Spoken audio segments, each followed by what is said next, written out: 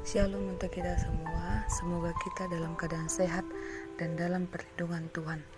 Perkenalkan, nama saya Fida Arfani Burusman Juntak, mahasiswi Sekolah Tinggi Bibel Pro, Lagu Putih, tingkat 5 semester 9.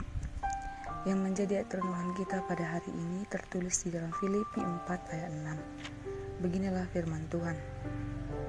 Janganlah hendaknya kamu khawatir tentang apapun juga, tetapi nyatakanlah dalam segala hal keinginanmu kepada Allah dalam doa dan permohonan dengan ucapan syukur.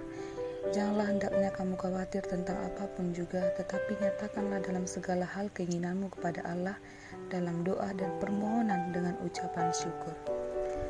Demikian firman Tuhan yang menjadi renungan. Topik pada hari ini ialah berpegang teguh kepada Tuhan. Saudara yang terkasih kepada Tuhan Yesus, apa yang sedang terjadi di dunia ini dengan wabahnya COVID-19 atau Corona sungguh menggoncangkan dunia dan kehidupan manusia. Dunia dan kita semua dibuat terkejut, panik, dan kewalahan menghadapinya. Bayangkan, hanya dalam kurang waktu lebih 4 bulan saja, virus ini sudah mewabah ke lebih dari 180 negara dan sudah menimbulkan banyak korban yang meninggal.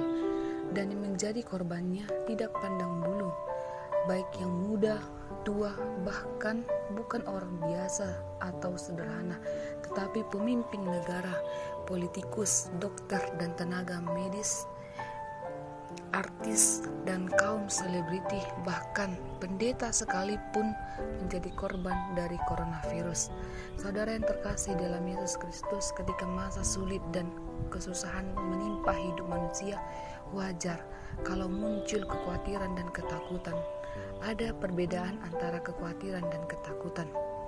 Ketakutan adalah rasa takut yang menghadapi suatu objek yang benar-benar di hadapan kita. Misalnya, kita takut terhadap ular atau penjahat. Sedangkan kekhawatiran adalah perasaan takut terhadap sesuatu objek yang belum pasti ada di hadapan kita. Biasanya disertai dengan pertanyaan, bagaimana jika saya terkena virus? Bagaimana jika saya kehilangan pekerjaan? Bagaimana jika barang-barang di supermarket habis, dan seterusnya. Kita mengkhawatirkan sesuatu yang belum tentu terjadi. Saudara yang terkasih dalam Yesus Kristus, yang pasti kekhawatiran atau ketakutan bisa memberikan pengalaman yang tidak nyaman dalam hidup kita, membuat kita murung dan kelihatan sukacita. Bahkan bisa membuat orang tidak dapat tidur. Tidak saja orang yang sudah lanjut usia, tetapi siapapun termasuk anak-anak mengalami kekhawatiran. Jemaat kita pun tidak luput dari kekhawatiran. Maka di dalam Filipi 4 ayat 6 kita mendengarkan kekhawatiran dan ketakutan yang kita rasakan pada saat ini. Kita diajak untuk tidak takut dengan apapun.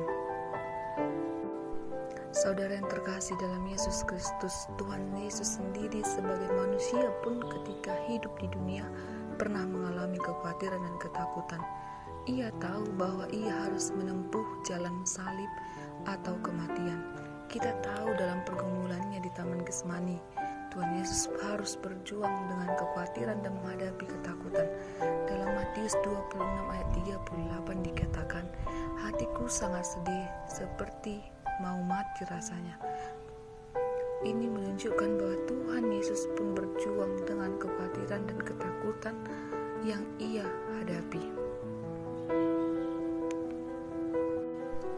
Kita manusia khawatir dan takut karena memang kita tidak berdaya dan tidak mampu mengatasi masalah kita. Berbeda dengan Tuhan Yesus sebenarnya, dengan kuasa yang ada padanya. Tuhan Yesus tentu saja sanggup dan mampu untuk mengalahkan masalah apa saja yang ia hadapi.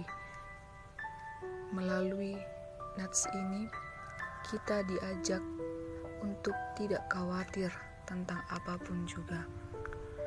Saudara yang terkasih dalam Yesus Kristus, kunci untuk mengatasi rasa kekhawatiran adalah sungguh-sungguh percaya kepada Allah dan menyerahkan segala kekhawatiran kita kepada Allah melalui nas kita di dalam Filipi 4 ayat 6. Paulus mengajak kita supaya tidak khawatir serta percaya dengan apa yang menjadi kehendak Allah. Shalom untuk kita semua. Semoga kita dalam keadaan sehat dan dalam perlindungan